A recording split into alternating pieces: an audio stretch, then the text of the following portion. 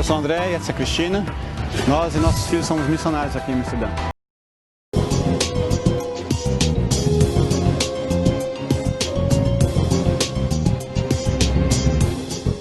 Essa aqui é uma igreja desativada. Aqui agora está acontecendo uma exposição de fotos. Não é a única aqui na Europa. Aliás, a Europa foi um dos berços do cristianismo e, como todo mundo sabe, está se perdendo muitos valores nesse continente. E é muito triste ver isso, porque em vez de ser um agente influente, está sendo tomado por outros valores. Ali é o coffee shop.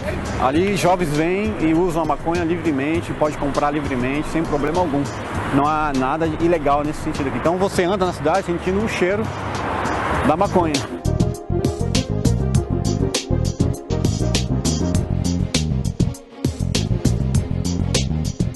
Aqui a gente está dentro de uma loja de souvenirs para turista.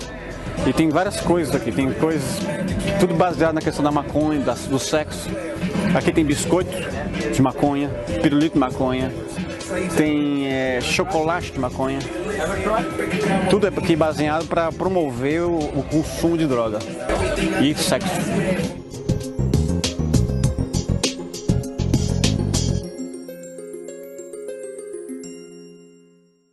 Nós tivemos aqui a Segunda Guerra Mundial. Hitler ele prometeu para a rainha holandesa que ele não invadiria a Holanda. Ele não ia invadir. Porque até no hino holandês existe aqui na nossa letra que nós temos sangue alemão. Então nós somos irmãos. A Alemanha e a Holanda são irmãos, né? Então, só que ele traiu, ele mentiu. E ele invadiu em 3 dias, ele tomou o país inteiro com seu exército. Tá? Aí o que acontece? Muitas mortes, ele, claro, toda a história que conhecemos, atrás dos judeus, e ele viu que aqui tinha muitos, ele não ia deixar para menos. Só que isso provocou uma ruptura, que muitas famílias disseram assim, onde está Deus? Se Deus existe, por que ele deixou meu pai morrer? Porque eu vi um soldado alemão atirando no meu avô? Por que Hitler invade e destrói nosso país? Aí vem as perguntas. Perguntas que a maioria das pessoas fazem quando passam por uma tragédia. Onde está Deus? As perguntas clássicas. Por que há fome no mundo? E etc. E tal. Aqui, por que Deus permitiu tanta desgraça, tanta situação assim na guerra? Aí muitas famílias disseram o seguinte, eu prometo para mim mesmo, a partir de agora, nunca mais falarei de Deus para os meus filhos, para a minha descendência, nunca mais mencionarei Deus dentro da minha casa. Então nasce, pós-guerra, uma geração de ateus. Já nasce ateu. Ou seja, desde o lar, nada. Eu tenho amigos de 40, 50 anos, que eles disseram, nunca ouvi dentro de casa sequer mencionar a palavra Deus. Meu primeiro contato com a Bíblia foi na faculdade, foi na escola, foi no colégio, porque é como um livro comum, um livro histórico. Mas nunca que me falaram que a Bíblia era um livro de Deus. Nunca na minha casa. Então, muitos ateus, eles já vêm do berço, de lares que os pais renunciaram à fé.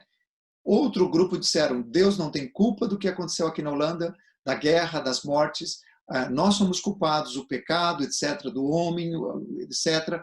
Então, nós seguiremos ensinando a fé para os nossos filhos. E aí nós temos uma porcentagem de holandeses que, mesmo pós-guerra, continuaram sendo cristãos. Então, nós temos hoje um grupo enorme, né, uma porcentagem grande de não cristãos e ateus, e como eles veem a igreja, eles não conseguem fazer a diferença. Evangélico, protestante, católico, não. Eles colocam tudo dentro de um pacote só. Você é religioso, né? Essa é a palavra comum aqui. Você vai numa igreja? Eles não sabem fazer a diferença. Meus amigos perguntam, Jorge, qual é a diferença da igreja católica e da igreja protestante? Eles não sabem, os ateus não sabem. Eles olham como um pacote e eles dizem, são religiosos, e nós não somos religiosos. E pensar em religião para eles é pensar que quando eles eram pequenos, muitos deles, eles eram forçados a ir para a igreja. Aí esses que vêm de famílias que nunca falaram de Deus, eles não têm nenhuma referência. Então é algo desconhecido, não necessariamente perigoso na mentalidade de um ateu holandês, ele não acha isso como um perigo, ele só entende que não é para ele. Ele só define, isso não é para mim. Eu creio em mim mesmo, creio na minha força, eu creio, Deus sou eu. Aí vem toda a ideia do ateísmo.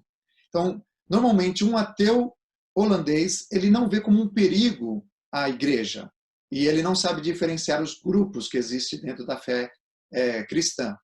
E é um pouco, resumindo, é um pouco isso. Mencionando o nosso pano de fundo de Brasil, né, a gente cresceu, eu cresci fazendo culto nas praças, distribuindo folhetos na rodoviária, pregando dentro de trem, né, todas essas coisas, né?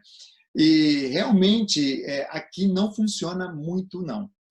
Por exemplo, a gente pode encontrar, sim, até irmãos holandeses, estrangeiros, porque o país é livre, você pode expressar o que você crê, né? Todo mundo tem que tolerar um ao outro, perdão, todo mundo tem que se respeitar. Então tem essa realidade, então, que os cristãos podem ir às ruas. E, por exemplo, na Central Estação de Amsterdã é muito comum pessoas que têm assim umas cartazes dizendo Jesus te ama.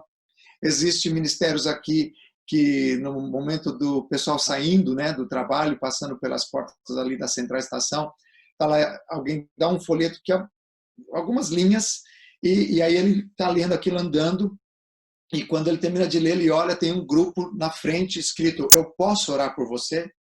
E muitos aceitam a oração, muitos aceitam.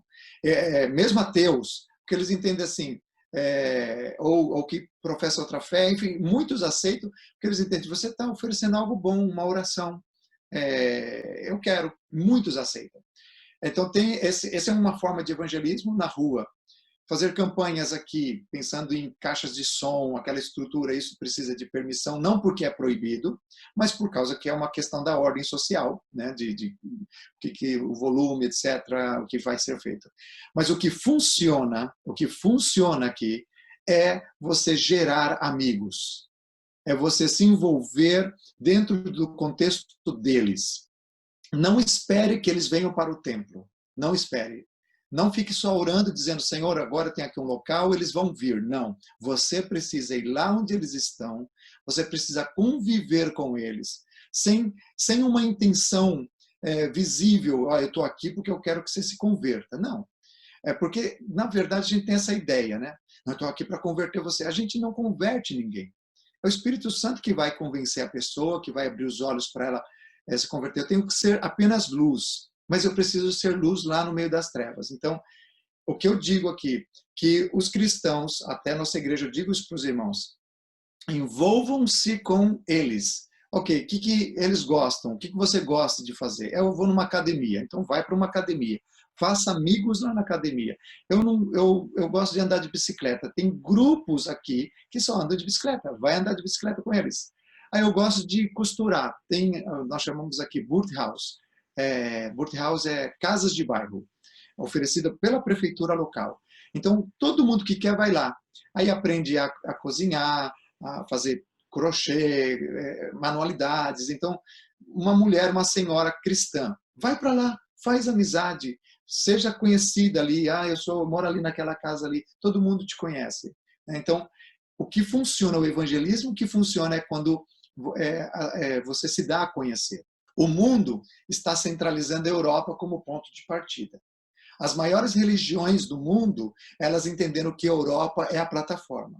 Então nós temos aí islamismo, hinduísmo, religiões fortes e outros grupos, seja filosóficos ou de linhas políticas, o que seja, eles entendem que a Europa é um ponto muito importante. Conquistou a Europa, você conquista o mundo. Porque o mundo olha para a Europa. Bom, Estados Unidos também, né, na América Latina, Estados Unidos, Europa. E essa é a plataforma. Os desafios aqui são assustadores. Cada vez mais eu vejo a Europa precisando de missionários, os desafios são grandes, financeiramente é um desafio enorme, com vistos, com questões culturais, você entender a mentalidade, etc. Em resumo, etc., né, no geral. Mas eu acredito que a Europa precisa da Igreja do Brasil. Ela precisa de que pastores e que irmãos venham para cá. Quando eu estou chegando no aeroporto de Amsterdã de volta, parece que tem assim, principados e potestades, uma coisa assim do inferno, já me oprimindo. Então a gente tem que lutar diariamente aqui contra uma força espiritual muito grande, porque isso aqui é uma área muito importante a nível de mundo, a nível de cumprimento de profecias, a nível de atualidade, a nível de desfecho dos governos, de tudo que está acontecendo no nosso planeta. Então, a igreja não pode estar à parte de não olhar aqui para esse continente como um alvo de alcance. A Europa é hoje um tremendo campo missionário. Tá? Então, essa é a minha palavra que eu dou para a igreja do Brasil. Venha para cá, venha ver com teu coração as necessidades e depois volte, envie, trabalhe. E eu tenho certeza que essa é a visão de Deus para nós. Não negligencie os outros continentes, mas nós estamos falando de Europa. Então, coloque isso no seu coração. Passa a Macedônia e ajuda. Orar eu pediria que orem pela igreja holandesa. Orem para que eles cresçam na graça, no conhecimento do Senhor, principalmente essa igreja nova que está surgindo, essa igreja não histórica, sem prédio, essa igreja que está nascendo nas casas, com pastores jovens, que depois conseguem alugar um lugar, e aí vão crescendo. Parece o começo do evangelho no Brasil, sabe? Aquela coisa pequenininha. Então, orem por essa igreja, que ela está viva, para que eles continuem crescendo e tomando espaço na sociedade holandesa. Orem também pela igreja histórica, por esses templos, para que eles não sejam entregues, porque aí é a história do cristianismo, é a nossa história. Então, para que eles não sejam entregues para que se transforme numa boate, num bar, mas que sejam resgatados, eu creio nisso, num reavivamento aqui na Europa, nesse sentido. Sejam resgatados para voltar a serem lugares de adoração ao Senhor. Então, por essa parte da igreja também. Orem pelos ateus, orem pelos não religiosos e pelos blocos religiosos aqui. É uma grande oportunidade. Países fechados, né, para o evangelho, eles estão morando aqui. Amsterdã. Todos os países politicamente divididos e reconhecidos pela ONU, todos eles têm representantes de grupos pequenos ou maioritários em Amsterdã. A prefeitura de Amsterdã já deu essa nota pública. Nós temos um mundo morando em Amsterdã. Então, ore por isso, porque esse é outro pedido. Pessoas que estão em outros países onde jamais poderiam ouvir o evangelho e migram para cá, e eles então têm a oportunidade de ouvir o evangelho. E o que acontece é que eles enviam de volta para suas terras.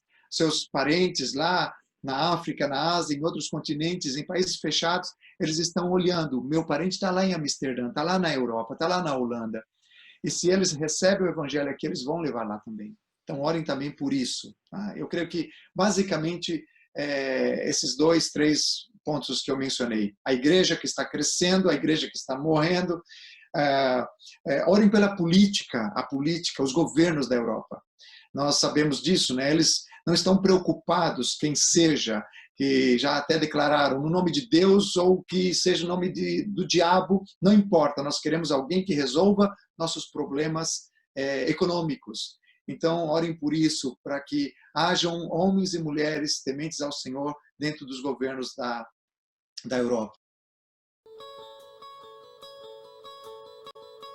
A Holanda é um país de grandes engenharias, belezas naturais, cultura, tradições e de grande cuidado com seu próprio país e com a natureza. Mas isso tudo é vão e passageiro diante da verdadeira riqueza que nós temos. O Senhor Jesus comprou para Deus os holandeses e nós precisamos levar essas boas novas para essa nação.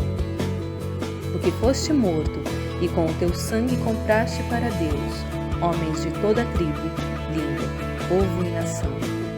Eis-nos aqui, Senhor, para levar as boas novas da tua salvação.